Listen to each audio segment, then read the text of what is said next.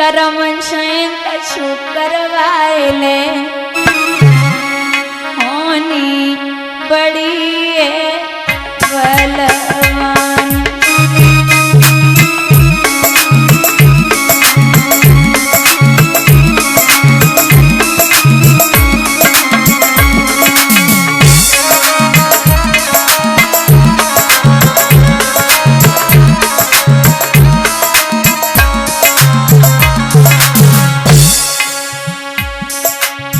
एक दिन दशरथ पे टूटी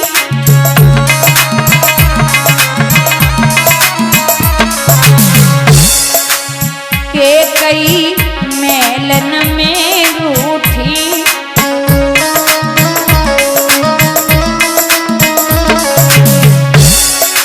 कुंवर यौवन को पठेरे होनी बड़ी है बलवान।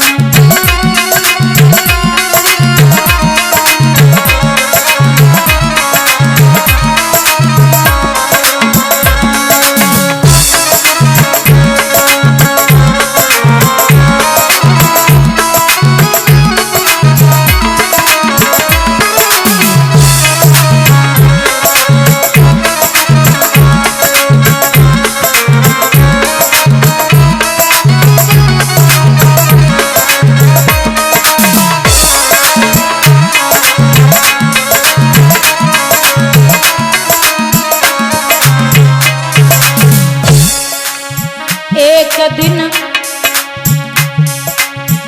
अर्जुन पे टूटी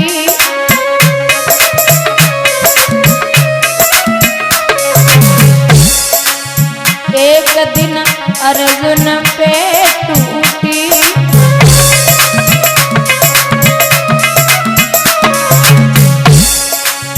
गोपिका भीलन ने लूटी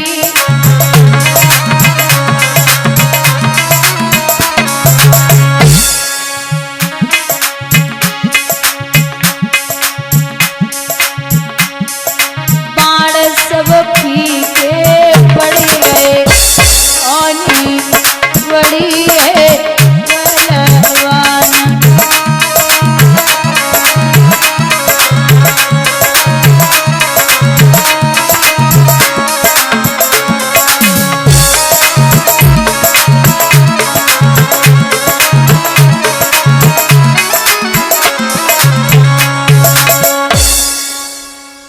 यहाँ राजा रात्रि भर विश्राम करता। सुबह 4 बजे पुजारी ने घंटा बजा दिया। 4 बजे नीचे पहुंचा तो वो जो छोटी रानी है वो दोनों हाथ चौखट से लगाए खड़े। कहाँ गए थे? इतनी तेज चिल्लाई सो राजा तो डराई गो। बोले क्यों हो गात मलिन छटा छवि छीन के सुंदरताई और चेहरा को ढरकी गो नूर फिर गई काई रात सौत घर रहे जान मिन ले रही धमकाई और बादन की करियो याद कसम मोते खाई। रात भर कहाँ रहे हो?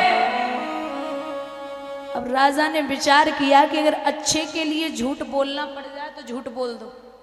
अच्छे काम के लिए अगर झूठ बोलना पड़ रहा है तो झूठ बोल दो। बोले तू पागल हो गई है क्या? तेरे जैसी मूर्ख मैंने कभी नहीं देखी। अरे ओ बाबरी, मैं रात्रि भर दरवाजे के बाहर पड़ा रहा और तू कह रही है कि सौत से मिलके आया हूं। 6 महीने हो गए मैंने उसका चेहरा नहीं देखा। पागल मत बने, मैं तेरी सौगंध खाता हूं कहीं नहीं गया। अच्छा आप मिलके नहीं आए? बोल बिल्कुल नहीं। अगर भरोसा नहीं है तो ये ले जा तलवार और उसे मार दे। मैं तुझसे ज्यादा अब प्रेम किसी को नहीं करता। अभिमानी आदमी, अभिमानी मतलब उसे कहते जाने काऊ की ना मानी बाय कहवे अभिमानी। मूर्ख को समझाना एक तो बहुत मुश्किल की बात है और मूर्ख की बड़ाई कर दो तो बहुत आसान है। मूर्ख व्यक्ति अभिमानी व्यक्ति की तारीफ कर दो तो बड़ा प्रसन्न रहेगा। एक शेर था और एक गधा था। तो शेर से गधे ने पूछा कि आसमान कैसा है? गधा बोला सफेद। अच्छा, शेर से पूछा कि आसमान कैसा है? शेर बोला नीला। आसमान है नीला। बोले शेर ने फिर कहा कि नीला है, गधा बोला सफेद है। फिर शेर बोला कि नीला है, गधा बोला सफेद है। अब दोनों गधा और शेर राजा के दरबार में पहुंचे। तो राजा बोले क्या हुआ? शेर बोला महाराज ये बोल रहे हैं कि गधा बोल रहा कि आसमान सफेद है और मैं कह रहा हूं नीला है, आप बताइए सरकार कैसा है? राजा बोले नीला है। शेर बोला तो मैंने सही बोला ना कि नीला है, लेकिन गधा मान ही नहीं रहा। सिपाहियों को इशारा दिया शेर को जेल में डलवा दो। शेर बोला मुझे क्यों डलवा दो, मैं तो सही बोल रहा हूं कि आसमान नीला है। राजा बोले तू बहस किससे कर रहा है? गधे से, है ना? तो गलती तेरी है, मूर्ख को समझाना बहुत मुश्किल की बात है। बोलिए गोविंद भगवान की। बहस भी उस आदमी से करो जो आपकी थोड़ी बहुत माने। अब बहस गधे से करना, वो भी शेर होके, तो ये तेरी गलती है। अब महाराज मैया सूरज को समझायो, मान गई। रात्रि भर राजा वहां विश्राम करता। विश्राम करने के बाद में जब समय बीता, 2 महीने के बाद पता चला कि दोनों माताएं गर्भवती हो गईं। लेकिन बुजुर्गों, एक ने किया गर्भाधारण, उस दिन से पलंग न छोड़ा था। एक ने बराबर आज तलक खेतों का नाज बटोरा था। एक बराबर खेतों पे काम कर रही और एक पलंग से नीचे कदम नहीं रख रही है। 9 महीने के बाद दोनों माताओं के गर्भ से पुत्र पैदा हुए। जो बड़ी रानी है उनका बेटा पत्ती के बिछोने पे पड़ा भूख की वजह से व्याकुल है, और जो छोटी रानी है उनका बेटा सोने के पालने में पड़ा है। राजा उत्तानपाद दूध की नदियां सी बहा रही है। किस्मत की बात है, क्योंकि जो चीज किस्मत में होती है ना, वो कहीं भी हो आएगी जरूर, और जो किस्मत में नहीं है वो कुछ भी करना आसपास भटक के निकल जाएगी। आसपास आएगी लेकिन आपके पास रुकने वाली नहीं है। तो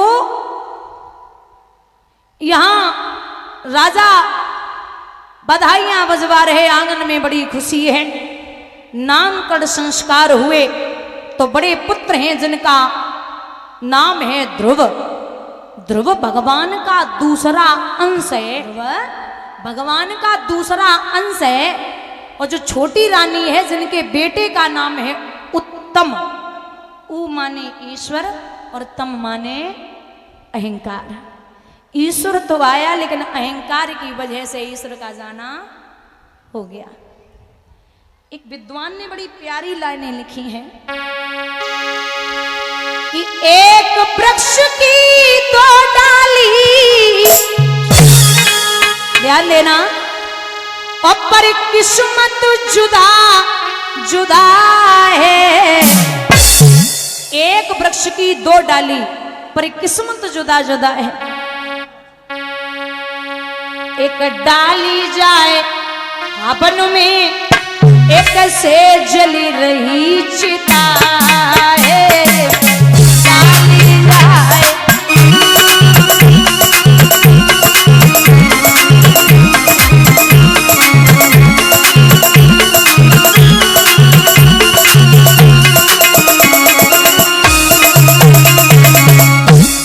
एक वृक्ष की 2 डाली। डाली आप एक ही वृक्ष की ले लो, एक से आदमी हवन करता है और एक काट करके उसके मुर्दे जलाता है। वो उन डालियों की किस्मत की बात है। एक पत्थर के 2 टुकड़े,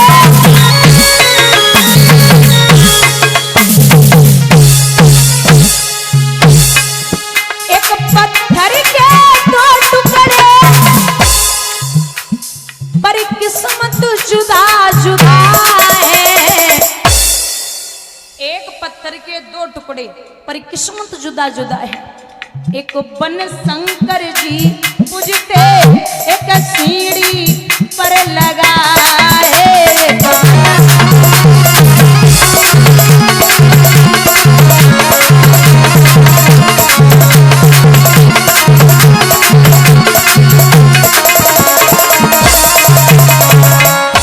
आदमी एक ही पत्थर के दो टुकड़े कर लेता है, एक की शिवलिंग बना करके उसकी पूजा करता है, और एक सीढ़ियों पर लगा लेता, उनके ऊपर से गुजरता है।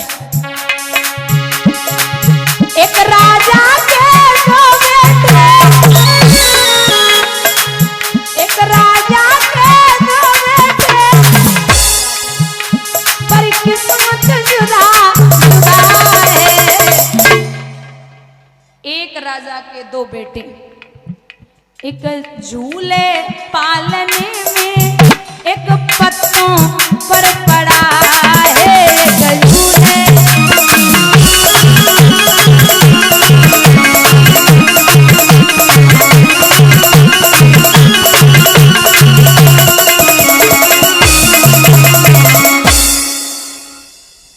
अब दोनों धीरे धीरे 5-5 वर्ष के हुए। जब 5-5 साल के हुए तो भले ही सुरुचि और सुनीति में नहीं बनती थी, लेकिन उत्तम में और ध्रुव में बड़ी गहरी सलाह थी। एक साथ खाते, एक साथ चलते, एक साथ खेलते, एक साथ बैठते। एक दिन की बात है, उत्तम जो था छोटा भाई, वो ध्रुव की कलाई पकड़ के बोलो, भैया हम तुम्हारे यहाँ रोज आवे, लेकिन आज आप हमारे यहाँ चलो, मैं अपने पिता से आपको मिलाऊंगा। और मासूम सो बोलो सो ध्रुव, छोटे भैया को हाथ पकड़े के चलो। राजा का दरबार भरा हुआ, राजा गद्दी पर बैठे। उत्तम के साथ जब बड़े बेटे ध्रुव को देखा, परीक्षित जैसी बाज मांस के लिए टूटता है, राजा उत्तानपाद गद्दी से वैसे ही अपने बच्चे पे टूटे। 2-4 चुम्बन तो जड़ दिए, छाती से लगाए लियो, अरे ओ पूत आज बाप की याद कैसी आई है। ध्रुव टकटकी लगाए के देख रहे कि इतनो लाड़ तो हमें कबहू काउन ना करो, और वो भी उत्तम के पिता हमें इतना प्रेम कर रहे, का कारण है। ये सोच ही रहे थे, तब तक काऊ चुगला ने जाए के मैया सूरज से कही कि वो आपका बेटा जमीन पे खड़ा है और तुम्हारी सौत का लड़का ऊपर बैठा है। पहले के जमाने में 1-2 चुगला आते, लेकिन आज के जमाने में घर घर और गांव गांव में चुगला है। और चुगला सबसे बड़ो काम तब करते जब काऊ को ब्याह हुए को आए। जब तक उनकी चलेगी तब तक वे शादी तुम्हारी लड़का की ना होती है। एक गांव में वैसे तो कुछ और नाम था, एक व्यक्ति रहते थे, उन्होंने जिंदगी में कभी अच्छे काम किए ही नहीं, कभी भी काम बिगाड़ने में ही रहते थे, तो लोगों ने उनका नाम रख दिया बिगाड़ानंद। अब एक लड़का की शादी वाले आए तो बिगाड़ानंद लड़का के घर पे ही बैठे, बिटिया वाले दरवाजे पे ही बैठे। तो लड़का के बाप ने जवाब दो, लला चाचा से कह दो कि जे अबे चले जाएं 2 घंटा बाद आ जाए, कुछ रिश्ता वाले आए। तो बिगाड़ानंद चारपाई पे बैठे, लड़का ने पैर छुए, बोले चाचा अबे जाओ 2 घंटा बाद आ जाइयो, कुछ मेहमान आए। समझ गए कि लला के ब्याह वाले हैं, सो दोनों हाथ रख के बोले पीठ पे, बोले खूब खुश रहो लला, और जो तुम्हें मिर्गी की बीमारी आती है वो जल्दी ठीक हो जाए। अब जो लड़की वाले ने सुनी कि मिर्गी की बीमारी आती है, अब बताओ पहले से ही पता चल जाए कि लड़का को बीमारियों को ब्याह करेगा, चुपचाप उठे और निकल गए, बोले ना होंदी है। कुछ दिन बाद बिगाड़ानंद बीमार पड़ गए। सो गांव के लोग बड़े बूढ़े रहे, बोले नए लड़कन से बोले चलो गांव को आदमी है देख के आए रे। अब देखना तो पड़ेगा। नए लड़का बोले हम पूरे गांव में एक को तो बयाना है अंधेरो कल मरे सोवे मत जावे, मैं नहीं जाऊंगा। सो बड़े बूढ़े पहुंचे, बोले ठीक हो। बिगाड़ानंद बोले बस ठीक ही है, जमान लो दिन पूरे हैं, हमारी एक इच्छा है। बोले बोलो, सब इच्छा पूरी होगी। बोले जब हम मर जाएं तो जब जीवन कबहू अच्छे काम नहीं करे तो तुम जब जीव में मरवे के बाद एक हाथ को खूंटा ठोंक दियो, कबहू अच्छे काम नहीं करे, इतनी सी इच्छा है, इतना काम कर दियो। बोले ठीक है। सो कुछ दिन बाद बिगाड़ानंद मरे गए। गांव वाले सब इकट्ठे, भाई अब तो जन बच्चा इकट्ठे, बोले चली गई आफत। सो सब इकट्ठे पूरे। अब जब शरीर आया गांव में तो रखा गया। गांव वाले बोले भैया तो गांव को आदमी एक काम करो, एक खूंटा लाओ छोटो सो और मुंह में ठोंक दो, इच्छा आती। बोले पागल होगा, अरे मरे गो अब क्या जरूरत है। बोले नहीं नहीं, दुश्मनी की इच्छा पूरी करी जाता, आओ। सो एक हाथों को खूंटा आओ, सो मुंह में ठोंक दो। अब तुम जब खूंटा ठोंक के कपड़ा डालोगे तो दूर से ही पता चलेगा कछु है। सो ले जाए रहे। अब महाराज पूरा गांव जा रहे इकट्ठो, उतने से पुलिस की गाड़ी आई रही। पुलिस वाले बोलेगी जी क्या बात है जी, अर्थी तो जा रही जी, महसूस करो। रुको, सो रोक लो। बोले अर्थी नीचे उतारो, नीचे धल लो, कपड़ा हटाओ, कपड़े हटाए लो। बोले जब मुंह में का है। गांव वाले बोले साहब हमारे गांव के बिगाड़ानंद थे, इनने जिंदगी में कबू अच्छे काम नहीं करे, सो जो मरवे से पहले कह के गए थे कि जीव में खूंटा ठोंक दियो, सो हमने सबने मिल के ठोंक दो। पुलिस वाले बोले अच्छा अच्छे काम नहीं करो, सबने मिल के मार डालो। अरे बोले साहब कैसी बात करो, हमने नहीं मारो, ये अच्छा थी इनकी तो मैंने कर दिया, मरने के बाद वो भी, मरने से पहले नहीं। पुलिस वाले बोले अपराधी कबू कहा तो हमने अपराध करो, चलो उठाओ। पूरा गांव जन बच्चा था जेल में। अब कछु तो हंसे रहे, वो कछु रो रहे, बोले मत जेल में डाल के। चलो वो बोलिए गोविंद भगवान की। जो बिगाड़वे वाले होते हैं वे सुधरेंगे ना, चाहे मर जाए। तो चुगला नहीं जाए कि सूरज से कही, तो वो सूरज पहुंची गद्दी पर, सौत का लड़का बैठा। कलाई पकड़ के गद्दी से नीचे फेंको, चल दूर खड़ा हो, अरे नीच किसके मुकाबले आया है, अक्कल है कहां तुम्हारी, भूप सिर पर ये गदा चढ़ाया है। और तू सुन ले कान खोल के, अगर इतना ही राज्य का अधिकारी होना चाहता है तो एक काम कर, यहां से जा, कहां जंगल में जाकर के भगवान का भजन कर, मेरी कोख से जन्म ले, तब तू इस राज्य का अधिकारी हो पाएगा। और मैंने कल भी बोला कि जो बन गए सो बन गए, जो बन गए सो बन गए, फिर वो बिगड़ने वाले नहीं है। लेकिन जो प्रजा में लोग बैठे थे उन्होंने बड़ी प्यारी बात कही। कोई एक विद्वान थे, बोले जो ये गद्दी पर बैठा है ना, इसकी ललाट की रेखाएं कह रही हैं कि एक दिन बहुत बड़ा राजा बनेगा। अभी किस्मत पता नहीं कहां ले जाए। क्यों? बड़ी सी सूरत राजू करे, भैया राजू करे, और मांगत भी कमलू कवेकारी।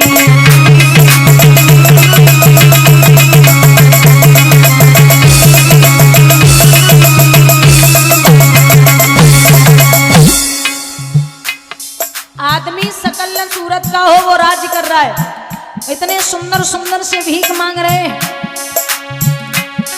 कोई त्रिया पति संग सुखी रहे, भैया सुखी रहे, कोई डोली रही मारी मारी।